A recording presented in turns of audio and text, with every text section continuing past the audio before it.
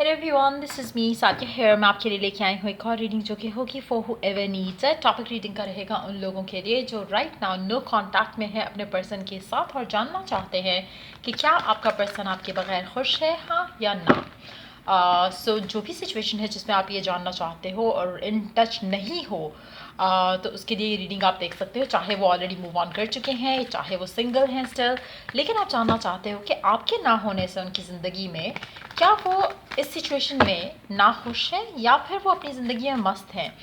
सो ये अगर आप जानना चाहते हो उसके लिए ये रीडिंग देख सकते हो। इस रीडिंग में हम ओरेकल कार्ड्स इंक्लूड करेंगे, साथ में उनके मैसेजेस भी ऐड करेंगे।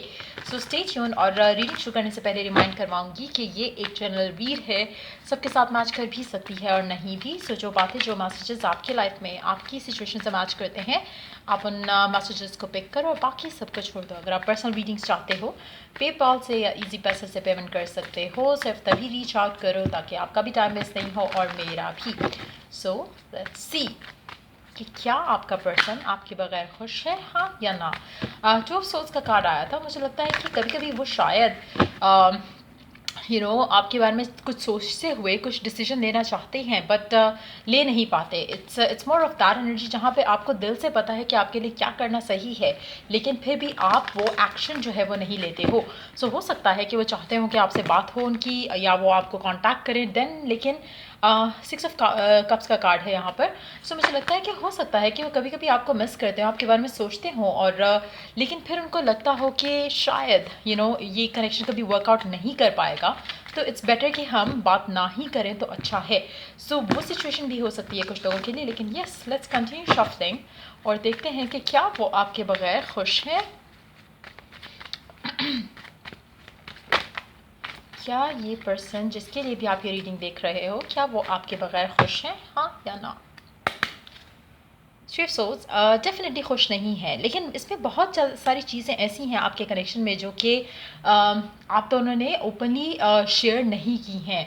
आपकी अपनी फीलिंग्स, उनकी आपके लिए फीलिंग्स, उनकी जो भी करंट सिचुएशन है उसके बारे में काफ़ी कुछ ऐसा है जो कि शायद आपको पता नहीं है। क्या चल रहा है उसकी ज़िंदगी में, क्या हो रहा है उसकी पर्सनल लाइफ में, उसका आपको ज़रा भी नहीं है, ज़रा भी पता नहीं है।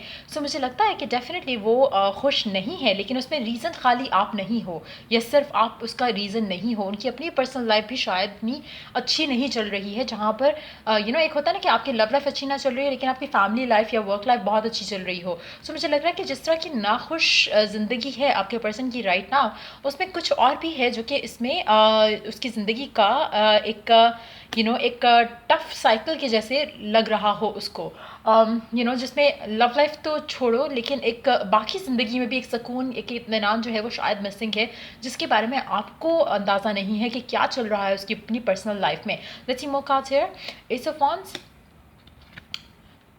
Page of wands, the artist, five of swords. मुझे लगता है कि आपका पर्सन हो सकता है उनकी ज़िंदगी में कुछ उन्होंने नया शुरू किया हो, चाहे वो एक नया रिलेशनशिप है, चाहे वो एक नया काम है, चाहे वो उनका पैशन है जिसको वो परस्यू कर रहे हैं, चाहे वो काम से रिलेटेड पैशन है या कोई बिजनेस से रिलेटेड पैशन है। मुझे लगता है कि एक उस सिचुएशन में भी उनकी ज़िंदगी में कुछ ना कुछ सैडनेस जैसा चल रहा है राइट नाउ। हो सकता है उन्होंने कुछ नया शुरू किया हो, कोई नई जॉब शुरू की हो, कोई नया बिजनेस शुरू किया हो, कोई नया रिलेशनशिप शुरू किया हो, लेकिन वो वर्कआउट उस तरह से नहीं हुआ जैसे ये डिज़ायर कर रहे थे। सो कहीं ना कहीं उस चीज़ की भी टेंशन उनकी ज़िंदगी में चल रही है साथ साथ, जिसकी वजह से वो डेफिनेटली खुश नहीं है अपनी ज़िंदगी में। उसमें आप भी रीज़न हो, but at the same time मुझे लग रहा है कि कुछ और भी है जो उनकी ज़िंदगी में राइट नाउ वर्कआउट नहीं कर रहा उनके लिए। 10 of cups, 6 of cups, 9 of swords. It's more like आप सोचते हो कि अब मेरी ज़िंदगी ऐसी हो जाएगी, वैसी हो जाएगी। उनके बहुत ज़्यादा ख्वाब थे इस सिचुएशन को लेकर। हो सकता है उनको लग रहा हो कि आपके बगैर शायद उनकी ज़िंदगी में एक स्टेबिलिटी या हैप्पीनेस या इमोशनल फुलफिलमेंट रह सकती है। चाहे उन्होंने किसी और के साथ चूज़ किया कि मूव ऑन करना, चाहे वो आपसे डिटैच हुए या सेपरेट हुए या एंड किया कनेक्शन, तो उनको लगा होगा कि शायद अब उनकी ज़िंदगी जो है वो थोड़ी संभल जाएगी। अगर स्पेशली आप लोगों की फाइट्स हो रही थी, आर्ग्यूमेंट्स हो रहे थे या चीज़ें वर्कआउट नहीं हो रही थी, उनको लगा इनिशियली कि शायद अब अच्छा हो जाएगा सब, लेकिन ऐसा नहीं हुआ। कहीं ना कहीं उनको वो एक एक उनको जो एक वो थी, उम्मीद थी कि शायद ज़िंदगी ठहर जाएगी या अच्छी हो जाएगी या सिचुएशन बेहतर हो जाएगी उनकी लाइफ की। और हो सकता है कि जैसे स्पेशली उन लोगों के लिए जिनके साथ रहते हुए फाइट्स हो रही थी, आर्ग्यूमेंट्स हो रहे थे, वो एक्सपेक्ट कर रहे थे कि अब उनकी ज़िंदगी में क्योंकि एक वो नेगेटिव चीज़ ख़त्म हो जाएगी तो उनकी ज़िंदगी आसान हो जाएगी या ईजी हो जाएगी। लेकिन ऐसा नहीं हुआ, वो आपको मिस करते हैं और वो आपके बारे में सोचकर परेशान भी होते हैं। सो डेफिनेटली उनकी पर्सनल लाइफ में कुछ खास तो चल नहीं रहा, लेकिन उसके साथ साथ वो डेफिनेटली आपको मिस भी कर रहे हैं। um,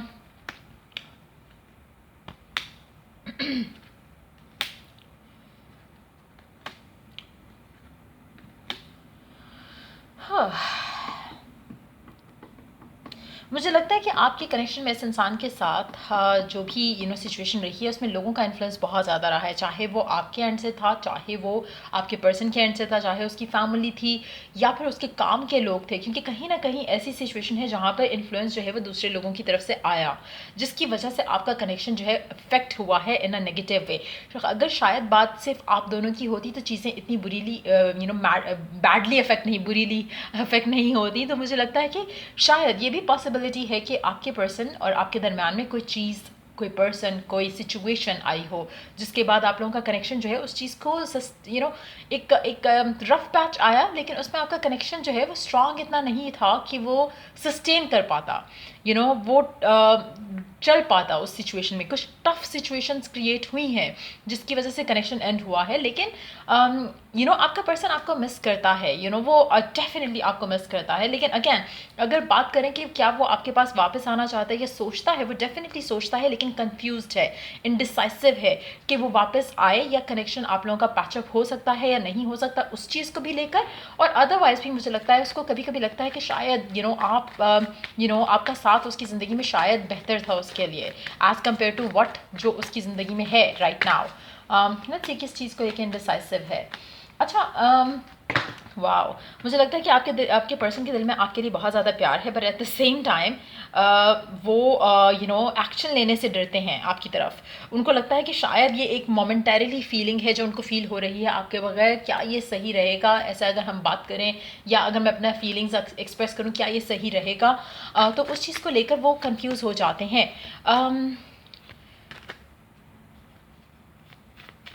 आपके पर्सन को लगता है कि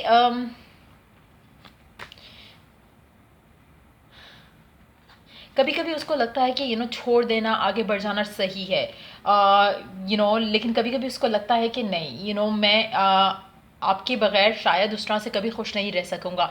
सो कहीं ना कहीं आपके पर्सन के मेंटल ब्लॉक ज़रूर हैं। अच्छा, अब आप में से कुछ लोग ऐसा हो सकता है कि आप भी खुद से इनडिसाइसिव होते हो कभी कभी, जब आप इस इंसान के बारे में सोचते हो, इस पर्सन के बारे में सोचते हो, तो आपको कभी कभी लगता होगा कि आपको मूव ऑन कर जाना चाहिए, कभी कभी आपको लगता होगा रुकना चाहिए। एक चीज़ मैं आपको कंफर्म कर दूं यहाँ पर, जब आपके अंदर ये इनडिसाइसिवनेस ख़त्म हो जाएगा, आपके पर्सन के अंदर से भी ये इनडिसाइसिवनेस जो है वो ख़त्म हो जाएगा। वो भी एक डिसीजन ले पाएंगे जैसे आप ले पाओगे।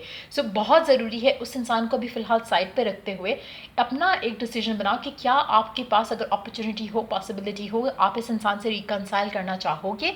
क्या आप चाहते हो कि आप दोनों एक दूसरे के साथ वापस आ जाओ रिगार्डलेस ऑफ जो भी हुआ जो आप दोनों के दरमियान में। क्या still do you wish to come back with this person. जब आप एक वो डिसीजन ले जाओ कि रिकन्सिलिएशन करना है या रिकन्सिलिएशन नहीं करना, जब आप एक वो डिसीजन ले लोगे तो ट्रस्ट मी, अगर आप उस डिसीजन के ऊपर स्टिक करोगे और फिर सरेंडर कर दोगे डिवाइन के ऊपर कि वो डिवाइन खुद आपके लिए रास्ता बनाएगा और आपको एक दूसरे के साथ मिलाएगा, तो चीज़ें ऑटोमेटिकली बहुत स्ट्रांगली आगे बढ़ेंगी। राइट ना हो सकता है कि आप में से कुछ लोग खुद भी कंफ्यूज होते हैं, कभी कभी आपका दिल करता है कि मूव ऑन कर जाए, कभी कभी जब आपको कुछ अच्छा नहीं मिलता तो आप आ जाके घूम फिर के इस इंसान के बारे में सोचते हो। आपके पर्सन की अगर हम बात करें तो डेफिनेटली उसके मेंटल ब्लॉक्स हैं जो कि दिख रहे हैं, बहुत एविडेंट हैं। आपको लेकर भी उसके मेंटल ब्लॉक्स हैं। कभी कभी उसको लगता है कि पता नहीं आप अच्छी वाइफ या अच्छा हस्बैंड बन सकते हो या नहीं बन सकते हो, क्योंकि जिस तरह का आपका कनेक्शन रहा है उसमें स्टेबिलिटी लैक की है। सो वो चीज़ें भी आपके पर्सन को रोकती हैं। लेकिन अगेन आपका पर्सपेक्टिव या आई एम श्योर कि आपके पर्सन को लेकर ऐसा ही कुछ होगा। सो एक डिसीजन बनाना पहले, अपना माइंड मेकअप करना पहले, उसके बाद फिर चीज़ों को होने देना, वो बहुत ज़रूरी है। यहाँ पर मुझे लग रहा है कि वो चीज़ मिसिंग है अभी आपके कनेक्शन के अंदर, आपकी सिचुएशन के अंदर। हो सकता है जिस तरह से आपका ब्रेकअप हुआ हो उसके बाद आप खुद भी कंफ्यूज्ड हो कि आपको क्या चाहिए इस कनेक्शन से, आपको क्या चाहिए इस पर्सन से। वो अभी तो आप ये रीडिंग देख रहे हो कि क्या वो आपके बगैर खुश है, लेकिन डीप डाउन क्या चाहते हो आप क्या इस इंसान के साथ रिकनसाइल करना भी चाहते हो, या सिर्फ आप जान के खुश होना चाहते हो कि वो आपके बगैर खुश नहीं है। सो एक वो चीज़ों की क्लैरिटी होना खुद के अंदर से पहले अपने लिए, वो बहुत ज़रूरी है।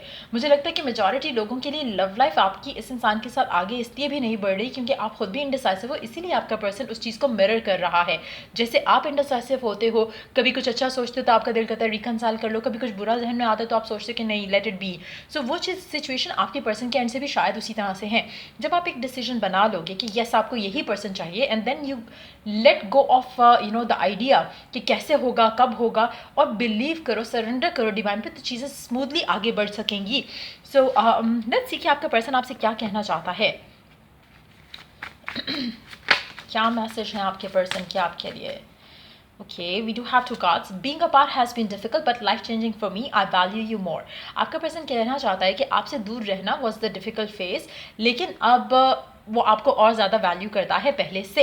आई miss the feel of you next to me. वो आपको डेफिनेटली मिस करता है, आपका पर्सन डेफिनेटली आपको मिस करता है। बट यस मुझे लगता है कि चीज़ें आपकी स्मूथ हो सकती हैं, चांसेस स्टिल हैं कि चीज़ें वर्कआउट कर जाएं, लेकिन उसके लिए आपका अपना attitude has to be positive as well.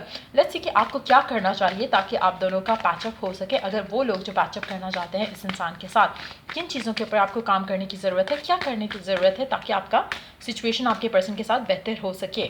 Let's C. Light, the fairy queen of light comes to shed love and light onto your current situation and to remind you that light can penetrate the darkness. Right now मुझे लगता है कि आपको ज़रूरत है उन चीज़ों के बारे में ज़्यादा सोचने की जो कि आप चाहते हो, रादर देन वो चीज़ें सोचने की जो हो चुका है और जो नहीं हुआ। आपको अपना पर्सपेक्टिव चेंज करते हुए अच्छी पॉजिटिव चीज़ें सोचने की ज़रूरत है। स्ट्रेस्ड होने की ज़रूरत नहीं है। अपनी कोशिश करो कि अपना ज़्यादा से ज़्यादा टाइम अच्छी चीज़ें सोचने के बारे में गुजारो। चाहे आप मैनिफेस्ट करना चाहते हो इस इंसान को, चाहे आप क्रिएट करना चाहते हो नई रियलिटी इस इंसान के साथ, कोशिश करो कि पॉजिटिव एंड की तरफ ज़रूर सोचो, बजाय इसके कि वो सोचो जो कि हो चुका है और बुरा हुआ। तो try to bring light on to the things that you want basically. Right now शायद आप ऑपोजिट सोच रहे हो कि इसकी वजह से ऐसा हुआ, उसकी वजह से ये हुआ, उसकी फैमिली ने इंटरफेयर किया, उसकी नए बंदे बंदी ने इंटरफेयर किया। तो कुछ ऐसी चीज़ें आप सोच रहे हो जो किसी ज़रूरत नहीं है। इट्स मोर लाइक कि आप डार्कनेस के ऊपर फोकस किए हुए हो। आपको वो फोकस लाना चाहिए उस चीज़ के ऊपर जो आप डिज़ायर करते हो, जो कि करंटली मुझे लग रहा है कि आपका फोकस नहीं है। Then we do have hope. Hope is always better, always there, even if we can't see it. Optimistic expectation can help change a negative situation into a positive one. एक चीज़ मैं आपको कहूँ यहाँ पर, बर्ड्स को feed करना आपके लिए बहुत लकी रह सकता है। अगर आप अर्ली मॉर्निंग उठते हो, so look up in the sky और be thankful and grateful to the god that you believe in. वो चीज़ भी अगर आप करो तो आपके लिए इस दिल में इस बात को रखते हुए कि जैसे आपका डिवाइन, आपका रब, आपका गॉड जो है वो आपके साथ है, और आप जो चाहते हो वो आपको हील करेगा, आपके कनेक्शन को हील करेगा, आप दोनों के वूंड्स को हील करेगा, और आप दोनों को एक दूसरे के पास लेकर आएगा उस उम्मीद के साथ, उस होप के साथ। Pay gratitude to the god that you believe in. उसके अलावा मुझे लगता है कि अपने आप को पॉजिटिव रखना इस सिचुएशन में बहुत ज़रूरी है। अगेन जो हो चुका है, जो बदल चुका है, उसके बारे में आपको सोचने की ज़रूरत नहीं है। फॉर इंस्टेंस अगर आप ऐसी सिचुएशन में थे जहाँ पर आप लोगों की फाइट्स हो रही थी, आर्ग्यूमेंट्स हो रहे थे, तो वो चीज़ों के ऊपर बार बार सोचना कि पता नहीं ये क्यों ऐसा हो गया है, पता नहीं ये क्यों ऐसी हो गई है, उन चीज़ों के ऊपर जितना आप फोकस करोगे आपको और रीजंस दिखेंगे कि ऐसा क्यों हुआ, ऐसा वो पर्सन क्यों बदला। इंस्टेड ऑफ डूइंग दैट अपना फोकस हमेशा उस तरह की चीज़ों पे लेकर आओ, एफर्मेशंस यूज़ करो, ताकि आप वो चीज़ें सोचो ही ना जो आपको पसंद नहीं है इस इंसान के बारे में। सो ट्राई कि आप अपने अंदर वो चेंज लेकर आओ, और फिर देखो कि आपका कनेक्शन कैसे मैजिकली जो है वो शिफ्ट हो जाएगा एग्जैक्टली उस तरह से जैसा आप चाहते हो। सो ये थी रीडिंग आप लोगों की। अगर आपको हेल्प किया हो, गाइड किया हो, तो लाइक शेयर सब्सक्राइब जरूर करो। Till I do the next reading आप लोगों के लिए टेक केयर, बाय।